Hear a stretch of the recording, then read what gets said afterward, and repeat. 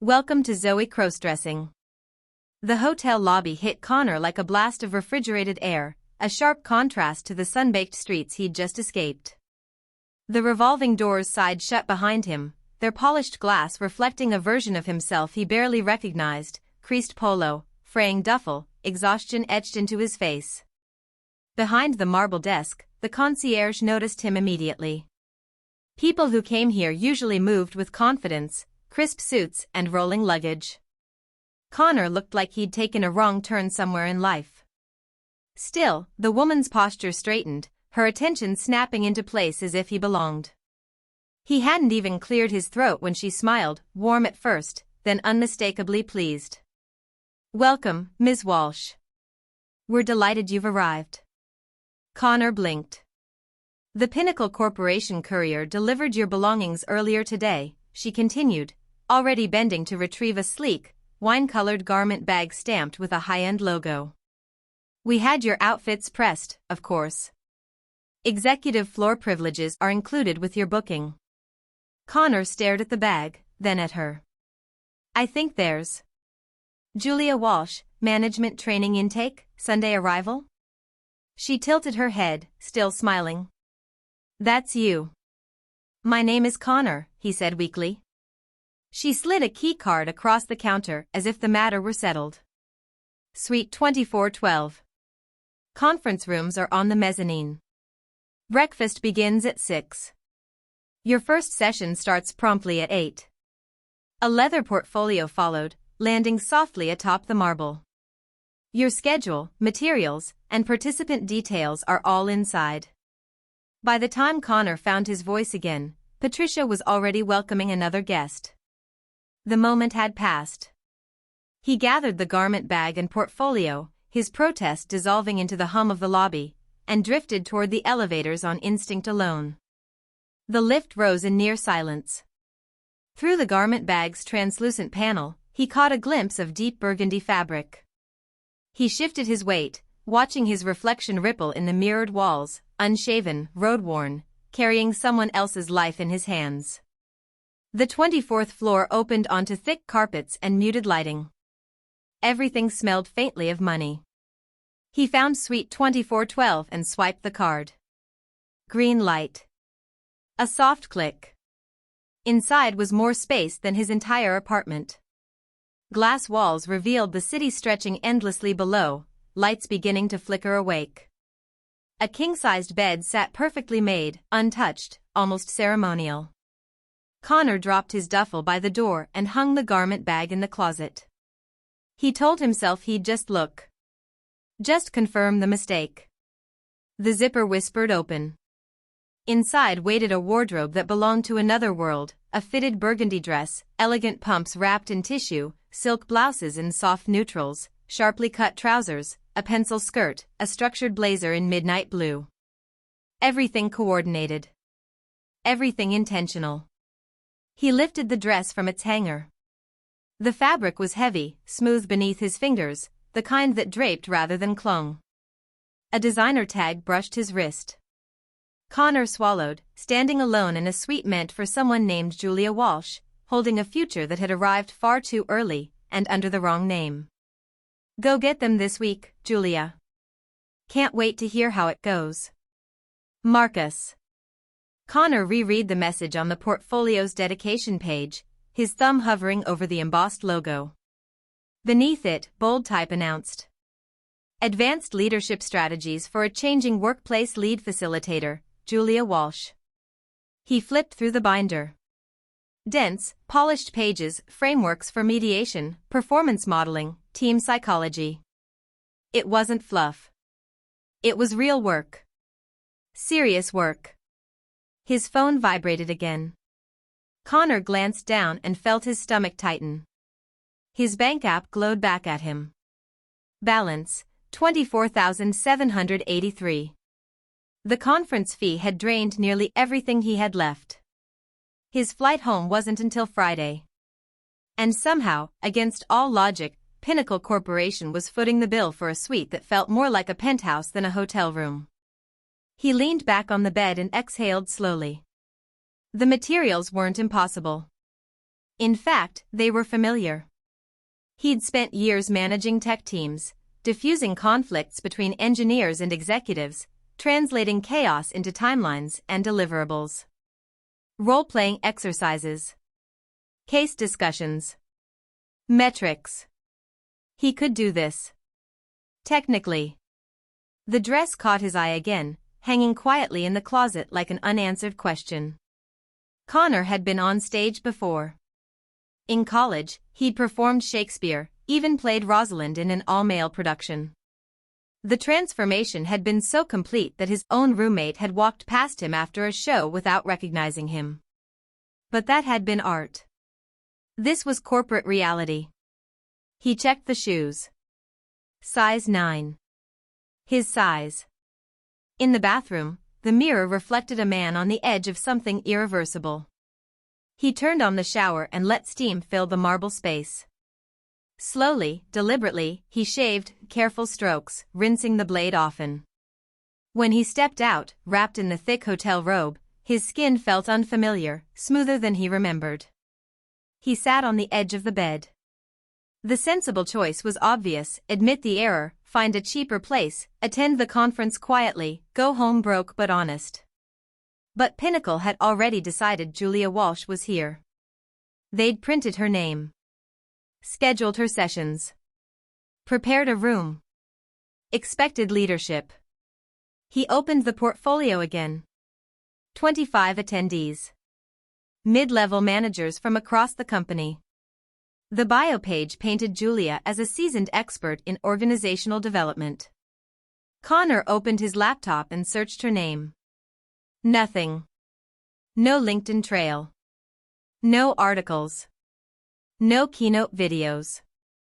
Whoever Julia Walsh was supposed to be, she was more idea than person. Connor stood and faced the closet. Just to see, he whispered. The dress slipped over his head smoothly, settling against his body with surprising ease. The cut was professional, elegant without being severe. He'd always been lean from running, no broad shoulders, no heavy frame. The fabric fell where it was meant to. The hem rested just above his knees. The heels took longer. He winced once, then steadied himself. 3 inches. Manageable. He crossed the suite slowly, reminding himself, heel, toe, smaller steps, posture tall. By the window, his reflection stared back, not Connor exactly, not Julia either. But close enough to pass if no one looked too hard. The phone rang. He scrambled for it, nearly losing balance. Ms. Walsh, a woman's voice said crisply. This is Rebecca from Pinnacle Corporation. I'm just confirming you received the materials and that your accommodations meet expectations. Connor hesitated for half a second too long. His voice had always been light. On calls, strangers often assumed. He let that work for him. Yes, he said evenly, not pushing it higher, just letting it be. Everything's in order.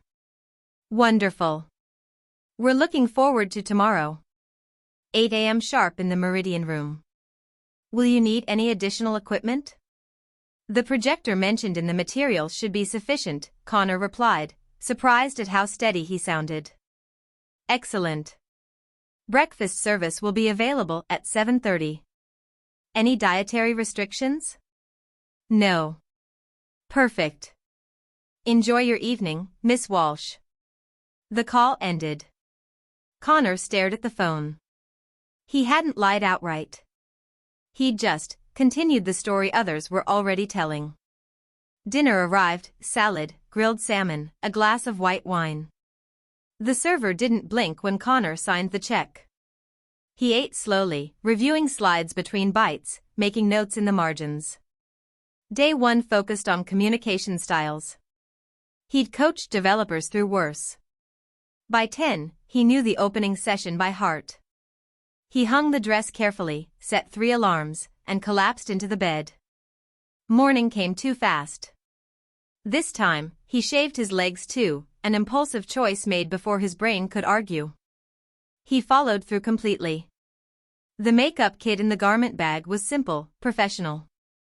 He applied it lightly, just enough to soften edges. The dress felt natural now. His hair twisted into a low bun, secured with pins from the bathroom drawer. The heels still demanded respect, but he made it to the elevator without incident. "Good morning, Ms. Walsh." Patricia was at the desk again, perfectly composed. "The Meridian Room is past the restaurant, to your left." Connor nodded, accepting the directions like they belonged to him. The conference room buzzed with quiet conversation. 25 people. Laptops open. Coffee steaming. A man in a gray suit strode forward, smiling broadly. "Julia. Marcus Chen. VP of Human Resources. We're so glad you could step in on short notice." Connor shook his hand. "Happy to be here." Marcus turned to the room. "Everyone, this is Julia Walsh. She comes highly recommended for her fresh, practical approach to leadership development." Connor stepped into position at the head of the table. And for the first time since walking through those cold glass doors, he stopped feeling like he was pretending, and started feeling like he was exactly where he was supposed to be. All eyes lifted as Connor stepped forward. He connected the laptop, the screen blooming to life with the opening slide. The room settled. His fingers stopped trembling the moment they touched the trackpad. "Good morning," he said, and heard authority land in his own voice. "Before we get into frameworks and labels, I want to start with you. What's the hardest leadership problem on your desk right now?" The response was immediate. A woman in a cobalt jacket raised her hand first. "Managing a remote team. Half my people are virtual, half are in office, and it feels like two different cultures." Connor nodded, stepping away from the lectern. The burgundy dress moved with him easily, no longer a distraction. "How many of you are dealing with some version of that?" Hands rose across the room. From there, the session took on a life of its own. Connor slipped into facilitator mode without thinking, redirecting dominant voices, inviting quieter ones in, mapping shared frustrations onto the whiteboard. He listened, reframed, connected dots. Time compressed the way it always did when he was fully engaged. "Let's pause for 15, he said finally, glancing at the silver watch on his wrist. "When we come back, we'll practice a few conversations you've probably been avoiding." Chairs scraped back as people headed for coffee. Marcus appeared at Connor's side, smiling like a proud collaborator. "That was outstanding. You've got them," leaning forward. Connor accepted the water bottle he offered, realizing how dry his throat had become. "They're an engaged group. I sat in on your Chicago session last year," Marcus added. This felt even tighter. Connor almost coughed mid-sip. "Different room, different energy," he said smoothly. "You adjust." "Well, it shows. And just so you know, we're taking you out tomorrow night. Executive team. Very informal. They want your perspective." The afternoon focused on conflict. Connor paired people up, assigned scenarios, and moved through the room as discussions grew animated. The sound of heels against carpet faded into the background. "You're not here to win," he said, crouching beside one tense exchange. "You're here to understand what's at risk for the other person. If I give up headcount, my project dies," one manager snapped. "What if that's not the real choice?" Connor asked. "What if the question is why the pressure exists in the first place?" By 5, the room was tired but satisfied. Connor summarized key insights, handed out light homework, and thanked them for the work they'd done. Marcus shook his hand again. "Exceptional first day. See you tomorrow." Back in the suite, Connor peeled off the pumps and dropped onto the sofa, muscles humming. Missed calls blinked on his phone, his roommate, no doubt. He'd deal with that later. For now, he ordered dinner and let the quiet settle. As he ate, city lights flickering beyond the glass, it hit him, not once had anyone doubted him. He'd been listened to, respected, trusted. He reviewed the next day's materials while soaking his feet, noting the outfit laid out for Tuesday: charcoal skirt, cream blouse. The wardrobe was just cloth. The name was just a label. But the work? That was real. Morning arrived under gray skies. Connor dressed carefully, hair cooperating at last. Looking sharp, Ms. Walsh, the elevator attendant said with an easy smile. The Meridian room buzzed when he arrived. Conversations paused, then resumed. Julia, perfect timing, a silver-haired manager called. We were just talking about Tom's situation. Connor smiled and stepped forward, already listening, already home in the role. Connor stepped into the small group and let the conversation unfold. Tom explained the situation: an employee who never hit deadlines yet reacted defensively to any attempt at guidance. Connor tilted his head slightly. What does your gut say is really going on? Tom frowned, thinking. Honestly? I think he's overwhelmed and embarrassed to admit it. Connor nodded. So imagine leading with curiosity instead of critique. What might that change? The idea landed. Heads nodded. Pens moved. The rest of the morning blurred together in a fast, focused rhythm.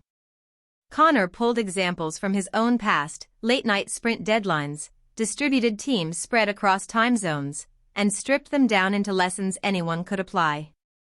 The room stayed engaged, questions stacking on top of each other, pushing the discussion deeper. Lunch was served next door. Connor chose a Caesar salad and ate carefully, hyper-aware of the pale fabric of his blouse. Mind if I sit? Rebecca, the voice from Sunday night, stood beside him with a plate. Of course, Connor said, sliding a chair out. I've been listening when I can, she said. Your delegation session hit a nerve. I keep everything on my own plate because training someone feels harder than just doing it myself. Connor smiled knowingly. That's one of the most common leadership traps. What's one small task you could let go of this week, just as a test? They talked through options until the afternoon session pulled them back in. Connor guided the group through accountability models, anchoring theory to their real-world struggles. When 5 o'clock arrived, no one rushed out. Conversations lingered, reluctant to end. Dinner tomorrow, Marcus called as people filtered away. Brio Bistro. 7 sharp. Back upstairs, Connor ordered steak and a baked potato, reviewing Wednesday's content on performance management between bites. His feet had started to adapt to the heels, though he still kicked them off the moment he could. The days settled into a steady cadence. Each morning brought a new outfit from Julia's carefully curated closet: soft pink and black on Wednesday, crisp navy on Thursday. His routine smoothed out. Makeup took minutes instead of effort. The bun held without pins falling loose. And with each passing session, the room felt more open. Participants spoke honestly now, about mistakes, wins, and the quiet satisfaction of leading better than they had before. Connor spent the next sessions doing what he did best: steering people through conversations they'd been avoiding, holding up a mirror to their habits as leaders, and pausing long enough to recognize the moment when understanding finally clicked. Those moments mattered. You could see it in the way shoulders relaxed, in the quiet smiles when something finally made sense. Wednesday night's dinner turned out to be nothing like the interrogation he'd imagined. The executive team was curious, not combative, firing questions about learning design, long-term impact, and how to tell whether training actually changed behavior. Connor answered easily, pulling from books he'd devoured, conferences he'd attended, experiences he'd lived, repackaging them through the lens of Julia Walsh without missing a beat. Halfway through dessert, Marcus set his fork down. We should be talking about keeping you. Connor looked up. Our training function is stuck in the past, Marcus continued. We need someone like you, full-time. That's generous, Connor said carefully. But I'm sure you've got strong people already. Not with this depth, Diane, the CEO, said quietly, leaning in. What would it take for you to join us? Connor's spoon hovered midair. I'd need time to consider something like that. Of course, Diane replied. Just know this isn't a casual thought. What you've done in 3 days is exceptional. Thursday morning, Connor reached for the burgundy dress again. It felt symbolic now, the piece that had first allowed Julia Walsh to exist. Once it was on, the hesitation disappeared. The room greeted him with warmth. Stories spilled out before he even started. I changed how I ran my team meeting, Tom said, practically glowing. I asked questions instead of issuing orders. We solved a problem that's been dragging us down for months. Others chimed in with similar wins. Small shifts. Real results. Connor felt something settle in his chest, a deep, steady satisfaction. This wasn't about pretending anymore. These conversations were reshaping how people led, how they listened, how they trusted. As Thursday drew to a close, Connor looked out at the group and said, "Tomorrow's our final day together." And for the first time all week, he wasn't sure he wanted it to end. "I want to talk about what happens after you go home," Connor said as the discussion wound down. "Insight fades if it isn't reinforced." "So, don't let us disappear," Rebecca said with a hopeful smile. "Maybe a monthly check-in? Even a short call." Agreement rippled through the room. Connor nodded along, even as a quiet part of his mind scrambled to imagine how that could possibly work. Friday arrived like a door closing too fast. Connor chose the charcoal skirt again, grounding it with the navy blazer. The clothes no longer felt like a costume. He moved easily now, without rehearsing posture or steps, without monitoring his hands. The final session centered on action. No theory, no slides, just decisions. Each participant mapped concrete commitments and paired up with an accountability partner. Connor guided the room into a closing circle, asking each person to share one truth they were taking with them. A man who had barely spoken all week cleared his throat. "I used to think leadership meant being the smartest person in the room," David said quietly. "What I learned here is that it's about asking the right questions. Julia showed me that." The room went still. When the last chair slid back and the door finally closed, Connor stood alone in the Meridian room. Flip charts lined the walls, diagrams, reframes, moments of clarity captured in bright marker. 5 days of intensity, trust, and visible change. A knock broke the silence. Marcus stood in the doorway. "Diane would like to see you before you head out." The CEO's suite overlooked the city from a corner of glass and steel. Connor sat across from her, hands folded neatly, the fabric of the skirt smooth beneath his palms. "I won't dance around it," Diane said, sliding a folder across the table. "This is a formal offer." Connor opened it. Director of Leadership Development. The number beneath made his eyes widen. It was more than triple anything he'd earned in tech. "You design our full management curriculum," Diane continued.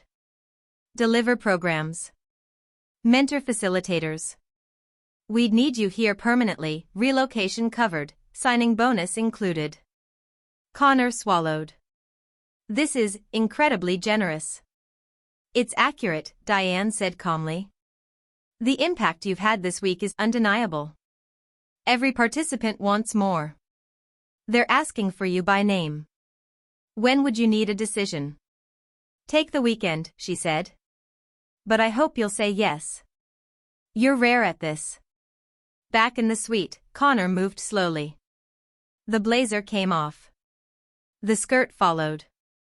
He wrapped himself in the hotel robe and sat on the edge of the bed. The garment bag lay open and empty now, not because the clothes were gone, but because they no longer felt separate from him. His phone buzzed. "How's the conference?" His roommate texted. "You've been completely off the grid." Connor stared at the screen, heart full and unsteady, standing at the edge of a life he hadn't known he was allowed to want.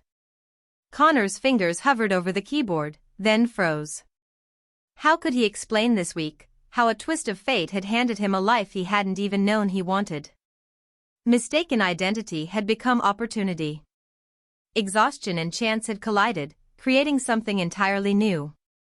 He ordered one final indulgence from room service, filet mignon and a crisp Caesar salad. Between bites, he opened the offer letter again. Director of Leadership Development, Julia Walsh. The name felt alive now. Not just a label, but an identity he had embodied fully. Julia walked into boardrooms and commanded attention. She navigated difficult conversations with calm authority.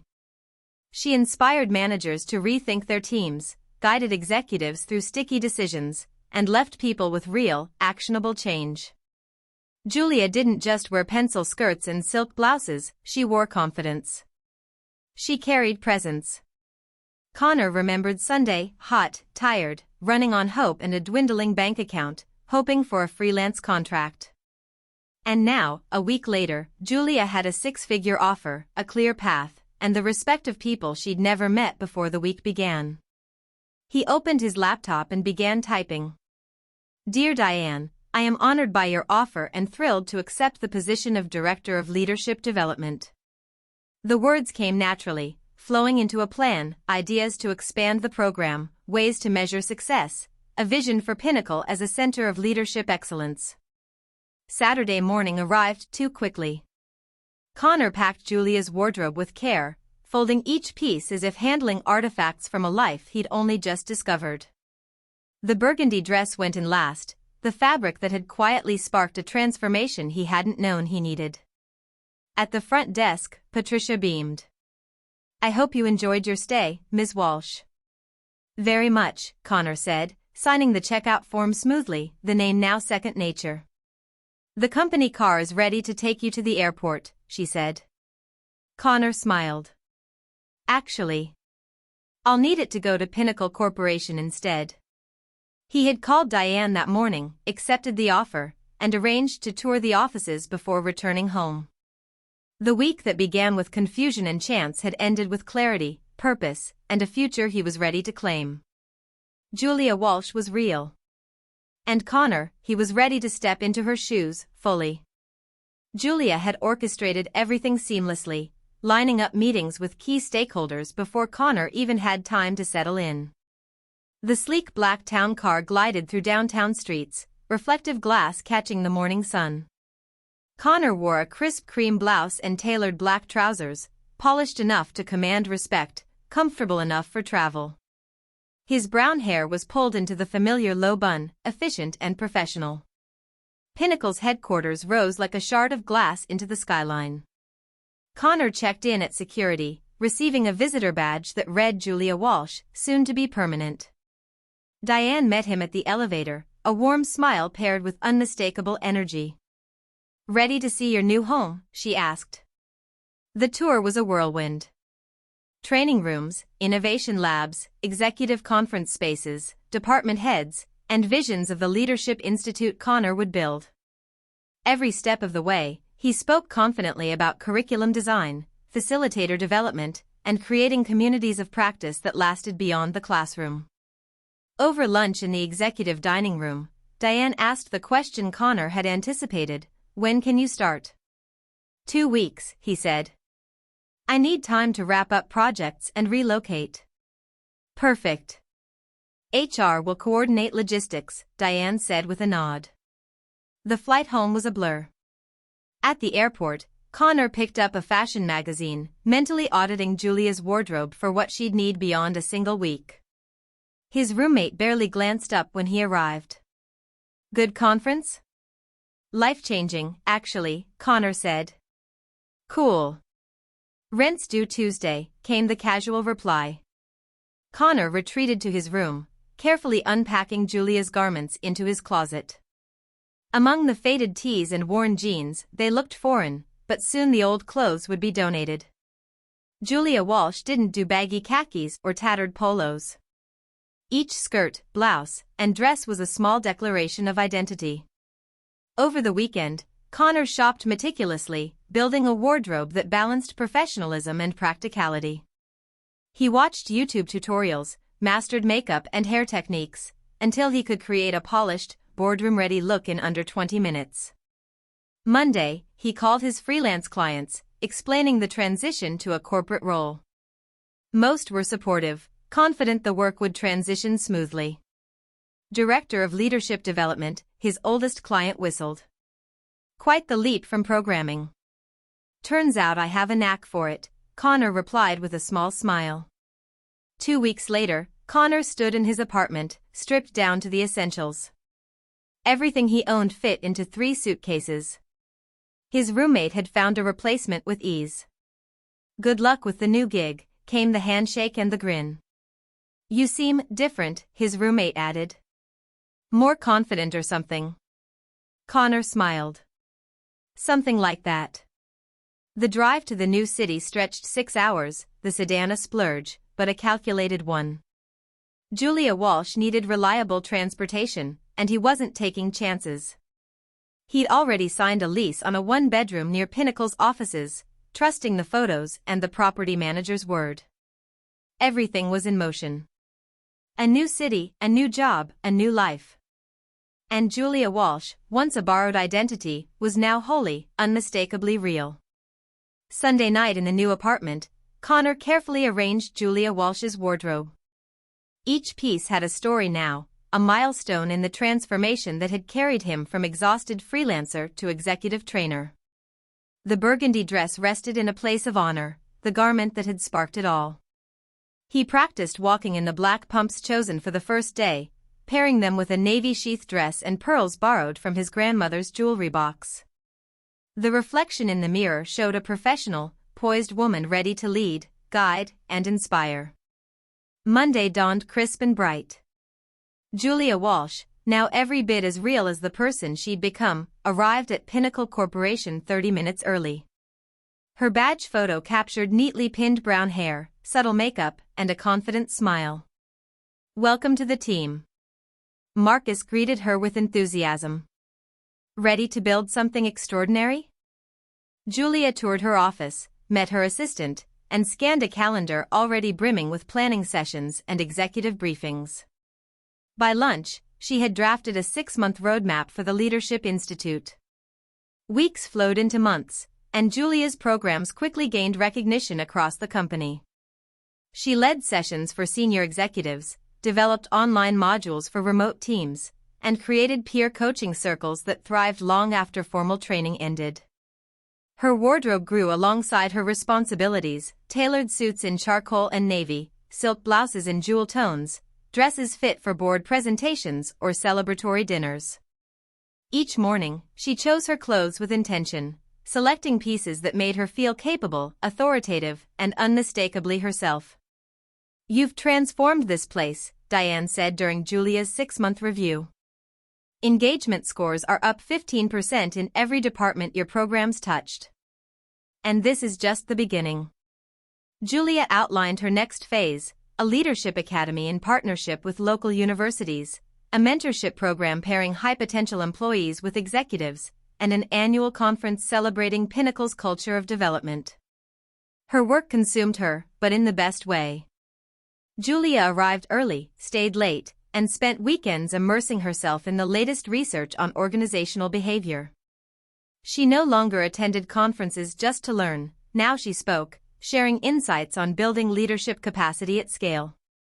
Her apartment, her wardrobe, her calendar, all bore witness to a life entirely transformed. Julia Walsh was no longer borrowed, no longer accidental. She was real, powerful, and fully in command of the path she had created. Business cards now bore the name Julia Walsh, Director of Leadership Development. Awards from the Society for Human Resource Management lined her shelves. Photographs from company events showed her standing confidently among colleagues who had become collaborators and friends. The burgundy dress still hung in her closet, reserved for presentations that demanded impact. Each time she slipped it on, Julia remembered that first morning in the Meridian Room, terrified, uncertain, yet resolute, stepping fully into an identity that had always felt more authentic than any she'd known before. Year 1 rolled into Year 2. Julia's programs expanded to Pinnacle's satellite offices. She built a team of facilitators, forged partnerships with other companies seeking leadership development expertise, and published articles in respected industry journals. "You're being promoted to vice president," Diane announced at Julia's 2-year anniversary lunch. "You've built something extraordinary here." Julia accepted the recognition gracefully, though inside she marveled at the path she'd traveled. A twist of fate, a mistaken identity, a burgundy dress, had led her to lead transformation at a Fortune 500 company. She had embraced the opportunity, and it had become her calling. Her days were full, designing curricula that elevated leaders, facilitating conversations that unlocked potential, and building systems that nurtured talent across the organization. Conference rooms, training centers, and executive workshops had become her stage. Pencil skirts, silk blouses, and polished shoes were no longer costume, they were instruments of influence, confidence, and authority. The woman who had checked out of the Grand Metropolitan Hotel that Saturday morning was gone, replaced by someone fully realized, a leader, a mentor, a professional comfortable in her own skin. Julia Walsh had arrived. She had built a career, a reputation, and a life that aligned with her deepest values and talents. Thanks for watching.